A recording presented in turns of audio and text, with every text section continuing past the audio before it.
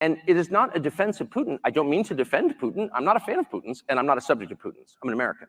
However, there's no evidence that Putin has any interest in expanding his borders. He is the largest country in the world, and it's very hard to run. They don't need natural resources. There's nothing in Poland he wants. There's nothing he will gain by taking Poland other than more trouble. So that is, if you're saying that he's going to invade Poland, you don't know what you're talking about. Here is a point in the interview when you asked him, are you ready to invade Poland? Are you an expansionist power? Expansion, yes, in Poland. He said, only if Poland launched a war, of course, on Russia, okay?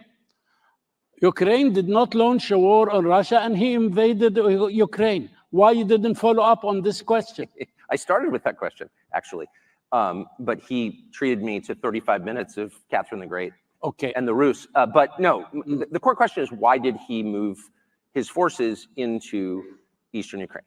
And I watched this from a distant vantage in the United States, and I watched the Vice President of the United States, Kamala Harris, go to the Munich Security Conference just days before that, in February of 2022, and say in a public forum at a press conference to Zelensky, the president of Ukraine, we want you to join NATO, which is another way of saying, it's a synonym for, we plan to put nuclear weapons on Russia's border. You think they threw a bait for him? Are you joking? Of course they did.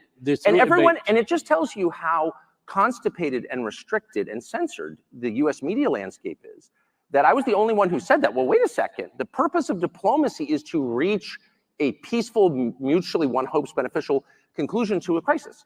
So if you're showing up voluntarily at the Munich Security Conference and saying, hey, Zelensky, why don't you allow us to put nuclear weapons on Russia's border? You're cruising for a war because you know that's the red line.